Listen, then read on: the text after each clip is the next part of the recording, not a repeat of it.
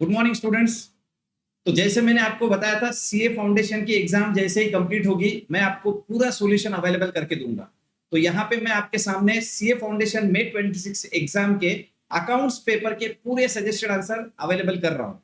तो complete answers मैं यहाँ पे डिस्कस करूंगा और क्वेश्चंस इंस्टीट्यूट ने कहाँ से उठाए हैं इसके बारे में भी मैं बताऊंगा। तो शुरू करते हैं। सबसे पहले ट्रू और फॉल्स। तो बच्चों, मई 2026 का ये जो पेपर था, जो कि स्टूडेंट्स को लेंदी लग रहा था और एक्चुअली लेंदी था, बट इतना भी लेंदी नहीं था कि वो 3 आवर्स में कंप्लीट ना हो पाए। तो ट्रू और फॉल्स का पहला क्वेश्चन, क्वेश्चन नंबर 1A, जिसके अंदर फर्स्ट क्वेश्चन था cost of inventory should comprise of all cost of purchase. ये same to same question module में अवेलेबल है, आप जाके चेक कर लीजिए। मॉड्यूल के अंदर इन्वेंट्री चैप्टर के अंदर ट्रू और फॉल्स में ये लाइन आपको दिख जाएगी। तो ये मॉड्यूल में से ही इंस्टीट्यूट ने सेम टू सेम लाइन उठाई है। इसका आंसर है false. Cost of inventory should comprise of all cost of purchase, cost of conversion and other costs incurred in bring the inventory to their present location and condition. Next, question number 1A, second number. According to the decisions in the case of Garner versus Murray, the loss due to insolvency of a partner has to be borne by the solvent partner in their profit sharing ratio. तो इसका answer है false, क्योंकि Garner versus Murray case के हिसाब से जब कोई partner insolvent होता है तो उस लॉस को सॉल्वेंट पार्टनर को बियर करना होता है कैपिटल रेशो। तो आंसर इसका फॉल्स है और रीजन लिखना है according to decision in the case of Garner versus Murray case, Murray the loss due to insolvency of a partner has to be borne by the solvent partner in their capital ratio. Next, third point था amount spent on demolishing of an old building which was necessary for the construction of new factory building on the same site is the revenue expenditure. Same to same line module में available है, आप जाके check कर लीजिए। इसका answer भी false है, because अगर आपको नई बिल्डिंग बनाना है तो पुरानी बिल्डिंग गिराना जरूरी है और इसीलिए वो कैपिटल एक्सपेंडिचर में काउंट होगा। तो amount spent on demolishing of old building which was necessary for the construction a new factory building on the same site is a capital expenditure. Next point, as per section 39 of Companies Act 2013, in case of issue of shares, the application money must be at least 25% of the issue price of the share. तो बच्चों, ये जो section 39 में companies act में लिखा हुआ है, वो लिखा है कि 5% of the face value, nominal value, 5% of nominal value. आपको रीजन लिखना है इसका, फॉल्स आंसर है इसका। और ये जो 25% इश्यू प्राइस दिया है, ये सेबी के हिसाब से। तो कंपनीज एक्ट में 5% of nominal value that is face value दिया हुआ है, तो इसका आंसर भी फॉल्स है। तो आपको आंसर लिखना है as per section 39 of companies act 2013, in case of issue of share the application must be at least 5% of nominal value of share. As per the SEBI guidelines, minimum application money must be at least 25% of the issue price of the shares. Okay, next, fifth number, adjustment in the form of additional information shall be adjusted in the final accounts of not for profit organization only in one place। तो इसका answer भी false है और ये non trading concern का same question module में भी available है। और additional information means the information which has been identified just before the preparation of final accounts. As NPO follows the double entry system of bookkeeping, there shall be 2 effects of each of the additional information। ठीक है, उसके बाद last point, cash book is a subsidiary book as well as principal book. Same line आपको cash book chapter के अंदर true और false में मिल जाएगी।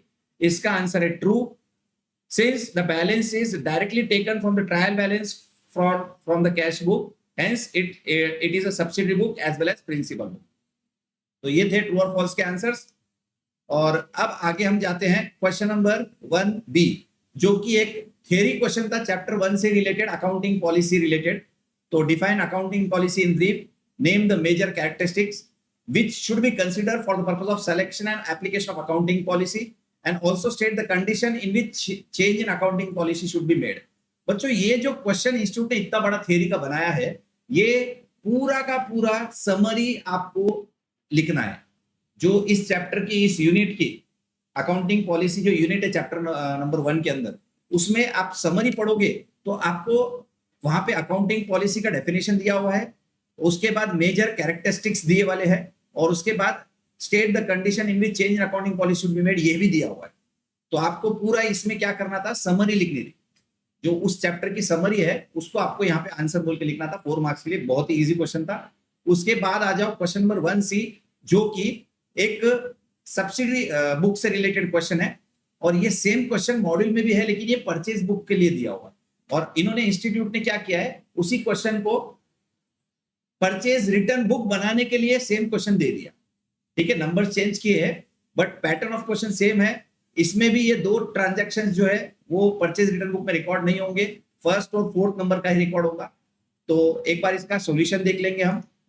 तो सॉल्यूशन है इसका यहाँ पे, आपको 8 मार्च को मनोज स्टेशनरी मार्ट ने जो को हमने जो परचेस रिटर्न किया था उसका अमाउंट लिखना था 2304, और रजत कॉपियर्स को भी हमने कुछ रिटर्न किया, उसका भी अमाउंट लिखना है 1457 नेट ट्रेड डिस्काउंट माइनस करके, और इन दोनों की टोटल यहाँ पे मैंने कर दिए 376 पर। और जो दो ट्रांजैक्शन सब्सिडी में रिकॉर्ड नहीं होंगे उसके लिए भी आपको नोट लिखना जरूरी है कि goods purchase for cash and return will be recorded in cash book and computer purchase on credit not return now return will be recorded in journal profit. तो ये नोट लिखना भी जरूरी है, आपको ये 4 मार्क पूरे मिलेंगे अगर आपने कंप्लीट आंसर दिया। उसके बाद आ जाएंगे हम नेक्स्ट क्वेश्चन की तरफ। तो नेक्स्ट क्वेश्चन है हमारा क्वेश्चन नंबर 2A। ये क्वेश्चन डेप्रिसिएशन चैप्टर से रिलेटेड है, डब्ल्यूडी मेथड का क्वेश्चन है। इन्होंने 3 चीजें पूछी है आंसर के अंदर, एक तो मशीनरी अकाउंट, एक प्रोविजन फॉर डेप्रिसिएशन अकाउंट और एक मशीनरी डिस्पोजल अकाउंट। तो बच्चों ये आंसर बहुत ही इजी है, सिर्फ आपको एक कॉन्सेप्ट पता रहना चाहिए। प्रोविजन फॉर डेप्रिसिएशन मेंटेन करते हैं तो डेप्रिसिएशन की एंट्री क्या होगी, और जब हम मशीनरी डिस्पोजल अकाउंट बनाते हैं तो हम किस तरह से उसको जब सेल आउट होती है मशीनरी को क्या एंट्रीज पास करके हम मशीनरी डिस्पोजल अकाउंट कंप्लीट करते हैं। तो यहाँ पे मेरे पास है इसका सॉल्यूशन, ये है मशीनरी अकाउंट, बहुत ही सिंपल। इन्होंने फर्स्ट ईयर में कुछ नहीं परचेज किया और balance carried down, second year में कुछ नहीं हुआ, थर्ड ईयर में इन्होंने कुछ पार्ट ऑफ द मशीनरी को सोल्व किया था और साथ में उसी डेट पे कुछ एडिशनल मशीनरी भी परचेज की थी। तो finally your balance carried down should be 63,90,000। Provision for depreciation का भी अकाउंट आप चेक कर लो, मेन है ये लास्ट का ईयर, थर्ड ईयर, जिसके अंदर आपको मशीनरी डिस्पोजल में भी कुछ ट्रांसफर करना है और नई मशीनरी प्लस पुरानी मशीनरी बचे वाली है उसके ऊपर डेप्रिसिएशन कितना हो रहा है वो कैलकुलेट करना है। तो फाइनली आपका बैलेंस कैरी डाउन रहेगा 15,57,100।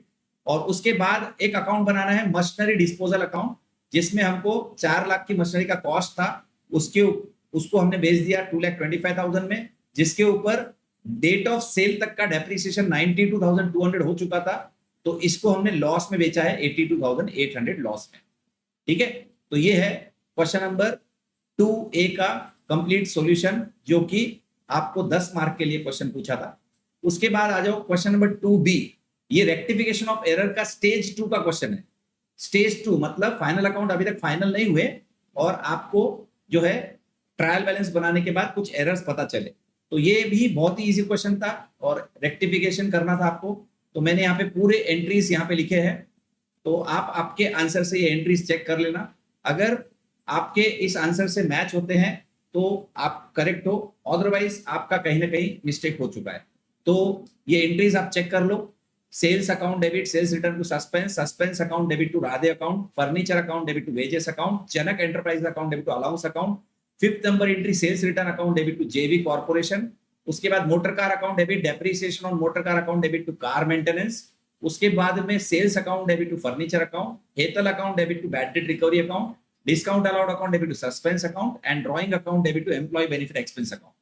ठीक है, अगर किसी को कोई एंट्री में अगर लगता है कि सर आपने आंसर गलत लिखा है तो प्लीज मुझे मैसेज कीजिए, मैं चेक करूंगा और आपको रिवर्ट बैक करूंगा।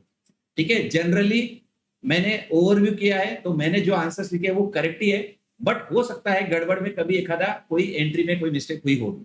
ठीक है, बट मेरे हिसाब से तो ये आंसर्स करेक्ट है। उसके बाद आ जाओ क्वेश्चन नंबर 3A।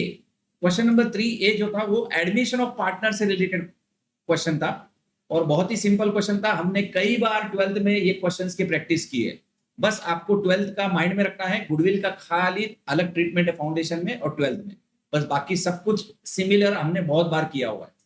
तो यहाँ पे रिवैल्यूएशन अकाउंट के अंदर आपको 21,300 का प्रॉफिट आएगा, जिसको हमको एक्स और वाई में बांट देना है। और उसके बाद ये पार्टनर्स कैपिटल अकाउंट ऑब्जर्व करो, जिसमें हमको करंट अकाउंट में ट्रांसफर करना था एक्सेस शॉर्ट जो भी कैपिटल रहेगा वो। तो मैंने यहाँ पे जेड के कैपिटल को बेस पकड़ा है क्योंकि जेड ने 60,000 रुपए कैपिटल लेके आया था। तो जेड के कैपिटल को बेस पकड़ के मैंने कैलकुलेट किया, तो Y का क्रेडिट बैलेंस है 22,600 का और X का डेफिसिट कैपिटल है 17,800 का, जिसको मैंने करंट अकाउंट में ट्रांसफर कर दिया। तो ये जाएगा आपका बैलेंस शीट असेट साइड और ये जाएगा बैलेंस शीट लायबिलिटी साइड। तो नीचे मैंने बैलेंस शीट भी बनाई है, चेक कर लेना। बाकी सब एडजस्टमेंट इजी थे रिवैल्यूएशन से रिलेटेड।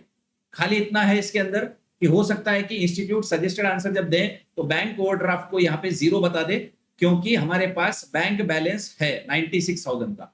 तो हो सकता है 96,000 रुपीज में से 60,000 पे करके हमारा नेट बैलेंस बैंक बैलेंस आपको सजेस्टेड आंसर में शो करे। ठीक है, तो मैंने यहाँ नीचे अल्टरनेटिव में लिख दिया है, alternatively bank overdraft can be paid of with the available bank balance and net balance 36,000 can be shown in the balance sheet। ठीक है, उसके बाद आ जाओ question number 3B। Question number 3B जो था वो क्वेश्चन था आपका इनकम्प्लीट रिकॉर्ड्स चैप्टर से रिलेटेड। तो इनकम्प्लीट रिकॉर्ड्स चैप्टर से रिलेटेड ये क्वेश्चन था, जिस बहुत ही सिंपल था। ट्रेडिंग P&L अकाउंट उसमें बनाने थे हमको और बैलेंस शीट बनानी थी।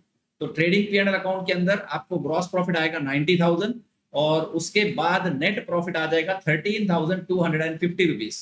बैलेंस शीट 180 to 225 पे टैली होंगी। कैपिटल अकाउंट 147,450 पे आएगा। और कुछ वर्किंग नोट्स मैंने यहाँ पे बनाए हैं जो जरूरी थे। Trade debtors account, trade creditors account, उसके बाद बैंक अकाउंट और उसके बाद फर्नीचर एंड फिटिंग्स अकाउंट। तो जिन जिन पे एडजस्टमेंट थे मैंने उन सबके वर्किंग नोट्स बना के यहाँ पे आंसर्स कैलकुलेट किए हैं। और जो भी बैलेंसिंग फिगर है मैंने यहाँ पे डिस्प्ले किया है, आप आपके आंसर से चेक कर लेना। बैलेंसिंग फिगर मैंने यहाँ पे लिखा हुआ है। चलो अब आ जाते हैं next question number 4। Question number 4A। 4A जो क्वेश्चन था वो डेथ ऑफ पार्टनर से रिलेटेड क्वेश्चन था। और मॉड्यूल के अंदर आप जाके चेक कर लो, इलस्ट्रेशन नंबर 5 मॉड्यूल का जो है very very similar this one. ये जो क्वेश्चन एग्जाम में आया था बहुत ही सिमिलर क्वेश्चन आपको मॉड्यूल में दिखेगा, इलस्ट्रेशन नंबर 5। ठीक है, तो आप वो क्वेश्चन में देखेंगे तो exactly same adjustment, same wording, सब कुछ सेम, नाम चेंज किया है उन्होंने, खाली question same to same exam में आया है। तो रिवैल्यूएशन अकाउंट आप बनाओगे, उसके अंदर आएगा आपको प्रॉफिट 29,250, जिसको हम 3 पार्टनर में डिवाइड कर देंगे। उसके बाद पार्टनर्स कैपिटल अकाउंट जो बनाना था, इसमें बैलेंस शीट नहीं पूछा था। देखो बच्चों ने बहुत सारा टाइम वेस्ट कर दिया जिन्होंने बैलेंस शीट भी बनाया होगा। तो बच्चों आपको लेंदी पेपर इसलिए लगा क्योंकि आपने उन सॉल्यूशन को लिखा जो पूछा ही नहीं है। आप क्वेश्चन पढ़ते हो तक ध्यान से लास्ट लाइन अच्छे से पढ़िए, वहां पे देखिए क्या पूछा है, उतना ही आंसर देना है आपको। बिना मतलब कि आप बैलेंस शीट बना रहे हो, टैली कर रहे हो, कोई मतलब ही नहीं है। बैलेंस शीट का कुछ पूछा ही नहीं उन्होंने।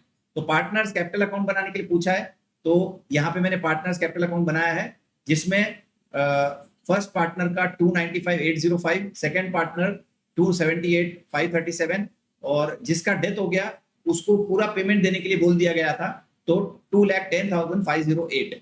ठीक है, नीचे मैंने यहाँ पे कुछ नोट्स लिखे हैं, वो भी पढ़ लीजिए, आपको अंडरस्टैंडिंग के लिए आपको समझ में आ जाएगा। उसके बाद आ जाओ क्वेश्चन नंबर 4B।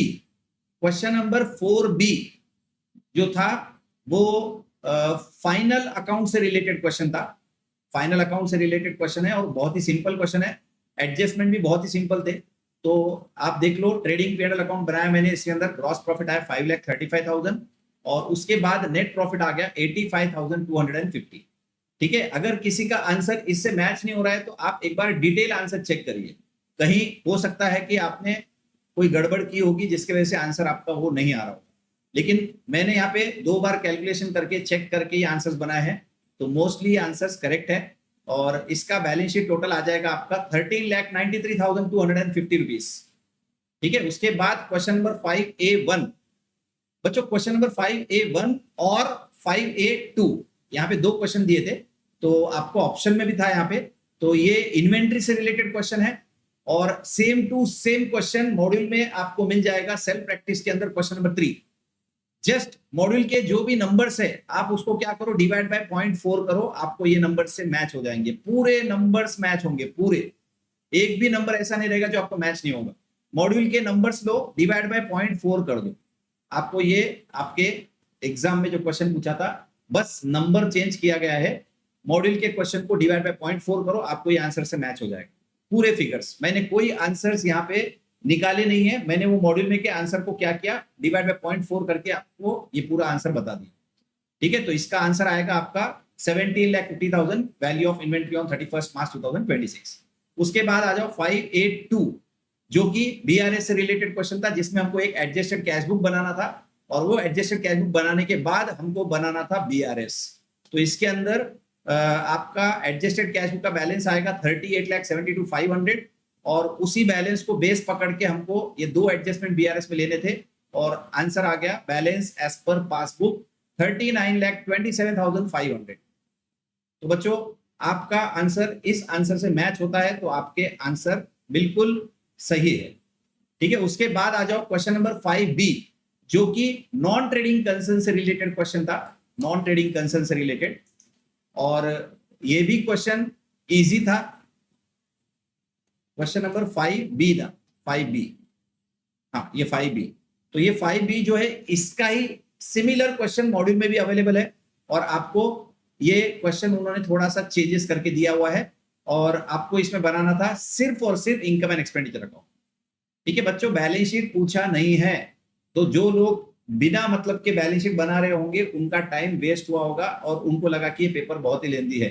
भाई 5 मार्क के लिए आपको क्या पूछेगा, बैलेंस शीट भी पूछेगा क्या? इनकम एंड एक्सपेंडिचर पूछ लिया, बस उतना ही आपको सॉल्व करना था। तो सेकेंड इफेक्ट के बारे में मत सोचो, सिर्फ इनकम एंड एक्सपेंडिचर आपको बनाना था और इसमें मैंने एक वर्किंग नोट बनाई है मेडिसिन सप्लायर अकाउंट। ठीक है, उसके बाद आ जाओ क्वेश्चन नंबर 5C। तो बच्चों क्वेश्चन नंबर 5C जो था वो बोनस, राइट इशू और रिडम्पशन ऑफ डिबेंचर, इन तीनों के एडजस्टमेंट्स को मिला के ये क्वेश्चन पूछा हुआ है। बहुत ही इजी क्वेश्चन था। डीआरआर ऑलरेडी मेंटेन, डीआरआर है ऑलरेडी मेंटेन, तो हमको कुछ नहीं, वो डिबेंचर्स को रिडीम करना था, प्रीमियम का प्रोविजन बनाओ, ड्यू एंट्री करो, पेमेंट करो, डीआरआर को जनरल रिजर्व में ट्रांसफर कर दो और डीआरआर को सेल कर दो, खत्म। ये हो गया रिडम्पशन ऑफ डिबेंचर का। बोनस के अंदर हमको 2 एंट्री पास करने थे, PNL account into bonus share holder, bonus share holder account into equity share capital. उसके बाद वो जो राइट इशू है उसके अंदर आप 2 एंट्री पास करो या 1 एंट्री पास कर दो इशू ऑफ शेयर की, खत्म। इतना ही था 10 मार्क के लिए, कोई बैलेंस शीट नहीं, कुछ नहीं, बहुत ही सिंपल क्वेश्चन। तो इसका भी आंसर मैं आपके सामने यहाँ पे अवेलेबल कर रहा हूँ, आप इस आंसर से आपके आंसर्स को मैच करके देख लेना। ठीक है, मैंने नरेशन नहीं लिखे हैं क्योंकि मेरा ऑब्जेक्ट है आपको आंसर्स जल्द से जल्द बताना, इसलिए मैंने नरेशन नहीं लिखे। नरेशन वैसे भी बहुत इजी है, कोई भी आराम से लिख सकता है। नेक्स्ट आ जाओ क्वेश्चन नंबर 6A जो कि issue, forfeiture and re issue से रिलेटेड एक क्वेश्चन है और आप देखो ये मॉड्यूल में इलस्ट्रेशन नंबर 7 है और ये क्वेश्चन की खासियत क्या है, ये अभी तक कम से कम 5-6 बार इंस्टीट्यूट ने पूछ लिया है। ये कम से कम 5 to 6 टाइम इंस्टीट्यूट ने अभी तक पूछ लिया है पिछले 5 साल के अंदर 10 अटेम्प्ट में। तो आप देखो कभी 15 मार्क कभी 10 मार्क के लिए क्वेश्चन पूछा हुआ है और हमने ऐसा ही सेम क्वेश्चन मॉड्यूल में पढ़ करने के बाद 12 क्वेश्चंस मैंने सिमिलर आपको क्लास में प्रैक्टिस करवाए थे। वही क्वेश्चन है ये, वीआईपी, वीवीआईपी, ऐसे मैंने उसको डिनोट करके आपको एक्सप्लेन किया था। तो बस वही क्वेश्चन है और आपको इसके अंदर जर्नल एंट्रीज पास करने थे, तो यहाँ पे मैंने पूरे एंट्रीज पास किए हुए हैं, फॉरफीचर, री इशू, सबके एंट्रीज अमाउंट के साथ। आप आपके आंसर से चेक करो, अगर कहीं कोई डाउट है तो प्लीज मुझे वो डाउट मेरे तक आने दो, मैं आपको उसका सॉल्यूशन दे दूंगा। उसके बाद में क्वेश्चन नंबर 5B जो था, ये एक बहुत ही सिंपल क्वेश्चन मॉड्यूल में एज इट इज पीछे दिया हुआ है, ट्रायल बैलेंस के चैप्टर के पीछे थ्योरी क्वेश्चन के अंदर वही क्वेश्चन उन्होंने यहाँ पे रख दिया है 5 मार्क के लिए। क्या पूछा था इसके अंदर? इसके अंदर पूछा था इन्होंने कि ट्रायल बैलेंस क्या होता है, what is trial balance, and even if the trial balance agree some error में रिमेन, डू यू एग्री? ये क्वेश्चन था। तो ये सेम टू सेम क्वेश्चन आपको मॉड्यूल में मिलेगा, 5 मार्क के लिए उन्होंने मॉड्यूल में से उठा के यहाँ पर रख दिया और आंसर आराम से आप लिख सकते हो। ये है उसका आंसर जो मॉड्यूल में दिया हुआ है। तो बच्चों आप आपके मार्क्स कैलकुलेट करो, आंसर्स मैंने बता दिए हैं। जो भी कमेंट बॉक्स में करेक्ट मार्क्स प्रिडिक्ट करेगा उसको मैं स्पेशल प्राइज अनाउंस करने वाला हूं। तो जल्द ही जल्द आप आपके आंसर्स से मैच करो, आपके आंसर्स मैच करने के बाद आप प्रिडिक्ट करो कि आपको कितने मार्क्स मिल सकते हैं और आपको कमेंट बॉक्स में वो मार्क्स मेंशन करने हैं। बस जिस दिन रिजल्ट आएगा उस दिन आप मुझे कमेंट बॉक्स में बता देना कि सर मैंने आपको जितना मार्क्स बोला था उतना मार्क्स मेरा मिल चुका है, आप क्या प्राइस देने वाले, तो मैं आपको जो वो प्राइस है उस दिन अवेलेबल कर दूंगा। ठीक है, चलो ऑल द बेस्ट।